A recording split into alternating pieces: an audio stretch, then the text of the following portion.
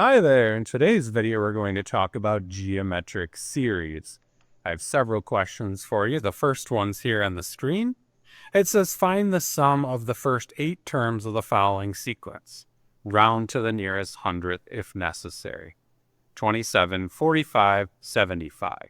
So a geometric series is when you have a pattern of numbers and the numbers are created by multiplying by the same value over and over again. So 27, 45, 75.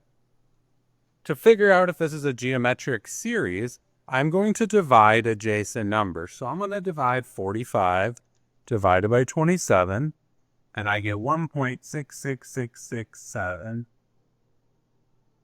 So I'm multiplying by 1.6. Let's check that out. 45 times 1.666666666 should be 75, and it is. So that means this is indeed a geometric series. Let me move that up so you could see that I wrote the 1.6. By the way, 1.6666666 repeating as a decimal, or sorry, as a fraction is 5/3. So I'm going to actually use that. I'm going to use that as my common ratio. So there's a formula in math that calculates the sum of a sequence of numbers that are geometric. The formula is Sn equals a1 minus a1r to the n over 1 to the r, or 1 minus r. So this formula will help you calculate the sum of all these numbers. Now, there's only 8 numbers in the sequence, so you could figure out the other 5 numbers and then just grab your calculator and add them all up. But there's a formula to do this. Sometimes they're going to ask for more than just the first 6 terms or the first 8 terms. So let's use the formula. A1 is the starting value. That's 27. A1 is the starting value. That's 27. R is what are we multiplying by? So 5/3. N is what do we, how far are we going? In this case, we're going for the 8th term. So that's going to be to the 8th power. And then it's over 1 minus the common ratio. R is the common ratio. So I'm just going to type all that on my calculator. I'm going to be very careful because we have fractions within fractions. Remember, the fraction button on our TI-84 is alpha y equals, and then you hit the first option there.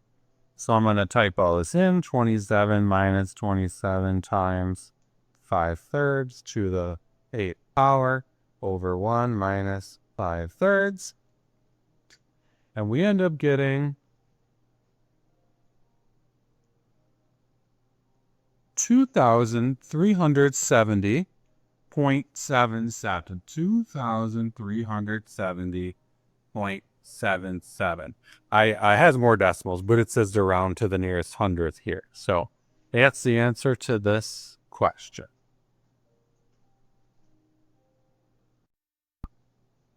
All right, next question. Find the sum of the first 6 terms of this sequence, round to the nearest hundred. So we have 10, then 8, then 32 over 5. So if I do 8 divided by 10, I get 0.8.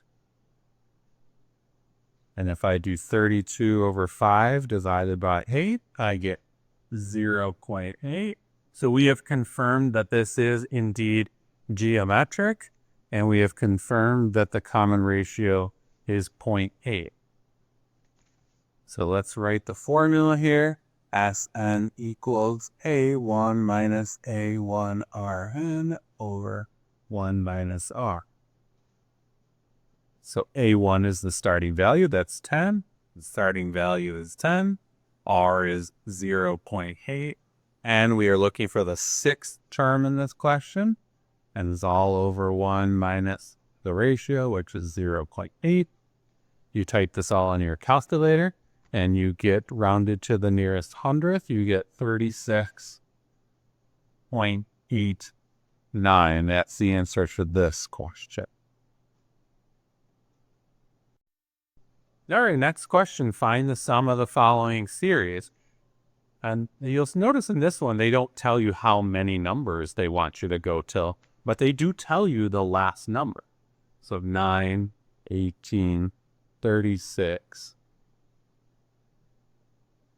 And then we go all the way to 4, 7, 1, 8, 5, 9, 2. Luckily in this question, it's an easy geometric. This times 2, right? 18 divided by 9 is 2 times 2. 36 divided by 18 times 2. So we know the common ratio here is 18, or is 2. But the problem is we don't know how far in the pattern this is. So we're going to, on our calculator, before we go to our calculator, let's do this. The formula for a geometric sequence is a1 times r to the n minus 1. And we're going to make this formula, except we don't know n. We don't know what position this is. So an is the last number, 4, 7, 1, 8, 5, 9, 2. A1 is the starting value. R is what we're multiplying by, and we don't know n. So now we're going to divide both sides by 9. And we get 2 to the n minus 1 equal that on a calculator, which is 4, 7, 1, 8, 5, 9, 2 divided by 9. That's 524, 288. Now remember, when your variable is in the exponent, we're going to use logs to solve this. So log, the base of the log is the base that the exponent is attached to. So this is a log with a base of 2. And we're going to take the log of 524, 288. And the log is equal to the exponent, so n minus 1. So when you do all of this on the calculator, that's going to be equal to n minus 1. So when we're done with that, we're just going to add 1 to both sides to get the answer here. So remember, your log base button is under the math button on your calculator, and then you go down to log base. So log base 2, or 524, 288. The answer to this whole thing is 19. And we need to add 1, so it's just n. So that means n equals 20. So all that work was just fine that we are doing this pattern for 20 numbers. That was the 20th number. Obviously, that's the first number, and obviously that's the second number, and obviously that's the third number. If I want to find this sum, remember the formula is Sn equals a1 minus a1 r to the n over 1 minus r. I had to do all that work because this formula wants to know how far did we go. So Sn equals the first number 9. First number is 9. R is what we're multiplying by, in this case 2. N is how far do we go? We went to the 20th number. And then 1 minus 2. So we type all this on our calculator. And we get the answer of 943,7175. 9,437,175 if we add up all 20 of those numbers here. All right, next question. Tallulah just started a running plan where she runs 20 miles the first week and then increases the number of miles she runs by 5% each week. If she keeps up this plan for 11 weeks, how many total miles would Tallulah have run to the nearest whole number? So let's make a table for this. Let's say it's week number 1 and week number 1, and miles she's run is 20. Now in week number 2, she's going to run 20 miles plus 5% of 20. A 20 plus 5% of 20. She's got to run the original 20, plus she has to run 5% more. So that works out to be 21 miles. Now, by the way, there's a shortcut to doing that, and that is This will look familiar because of the interest formula. Well, we do 20 times 1.05. What we're doing is 20 times 1, which is 20, and then 20 times 0.5. That'll add in the little extra. And that works out to be 21. You can do it either way. Now, once we have those two rows, we don't need to make all of these rows. We're going to go all the way to week number 11. And we don't need to actually calculate the answer to that, do we? But we do need to calculate the common ratio here. What do we keep multiplying by? What do we multiply 20 by to make 21? Well, when I do 21 divided by 20, I get 1.05. Okay, look at that. That's the number that I said we could use if we wanted to do it that way. So when we use our formula, Sn equals A1 minus A1 r to the n over 1 minus r, we needed to know how many miles was our first trip, 20. How many miles was our first trip? R is what do we keep multiplying by? In this case, it's going to be 1.05.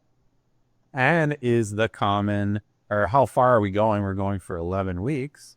And R is the common ratio again, so 1 minus 1.05. So when you type all this on your calculator, you get 284.136, which rounds to, for this question, to the nearest whole number. She would run a total of 284 miles if she starts with 20 miles in week 1 and keeps increasing that by 5% each week. Next question. An author published a book which was being sold online. The first month, the author sold 4,500 books, but the sales were declining steadily at 4% each month. If this trend continues, how many total books would the author have sold over the first 24 months to the nearest whole number? So just like the last question, let's make a table. In month number 1, this author has sold 4,500 books. In month number 2, they didn't sell 4,500. They sold a declining amount. They sold 4% less. So I need to do, there's 2 ways to do this. I could do 4,500 times 4%, and that would tell me how many books got taken off of the total sales that month. That would be 180 less books. And then I would have to do 4,500 minus 180, which is 4,320. There's another way to do this. Instead of focusing on how much the sales have decreased, let's focus on how much of the sales is still intact. So instead of 4% as a decimal, let's do 0.96, which they need to add up to 100. 100% minus 4% is 96%. And as a decimal, that's 0.96.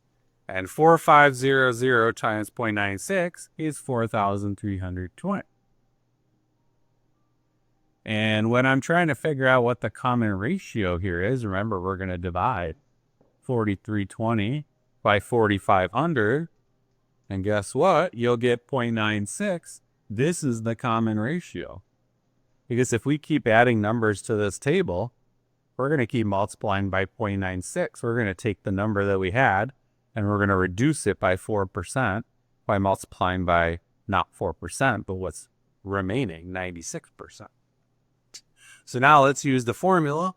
Sn equals A1 minus A1 r to the n over 1 minus r. Do we have everything? A1 is the first month, which was 4,500 books. A1 is 4,500. R is what do we keep multiplying by? We just established that's 0.96. N is how many months are we going for? It says after 24 months. And then we do the dividing, 1 minus 0.96. So we do all that on our calculator, and we get a total of 70,266 books. Over 2 years, this author will have sold 70,266 books. Not bad. All right, and last question for today, we have a summation question. And equals 0, 64. I'm copying the question. I guess I don't need to because it's on the screen. Sorry. But I'm almost done. All right, and they want us to find the summation of this problem here, right? So remember, this tells us when we make a table, where do we start? And it also at the top tells us where do we end. So be careful when I ask you later how many numbers are in this pattern. It's not 64 because we have a number 0 there, right? It's actually 65 numbers. This is the first number. This is the second number. This is the third number. That means this is the 6th and 5th number. And we got to answer each of these. So the first row, I need to put 0 in there. So 30, 1.04 to the 0. Anything to the 0 is 1. So our answer to the first one is 3. Our answer to the second one is that. And we just need to do that on our calculator. 30 times 1.04 to the first power works out to be 31.2. I've seen enough. We know this is geometric because it has multiplying. The only reason we did that is so we can find the common ratio. So remember, to find the common ratio, you do that number divided by that number. And you won't be surprised with the number that comes up. Hey, look at that. It's 1.04. Our ratio is 1.04. That's because that's the one we keep repeatedly multiplying by. So now let's do our formula. Sn equals a1 minus a1 r to the n over 1 minus r. A1 is the first number, 30. A1 is the first number, 30. R is 1.04. And I asked you earlier, remember, how many numbers are we going deep in this formula? We're doing 65 rows. And then 1 minus 1.04. When you type that all on your calculator, you end up with 8,849. And it's just a round to the nearest whole number. So that's the answer, 8849. That's all for today. Thanks for watching. Have a good day.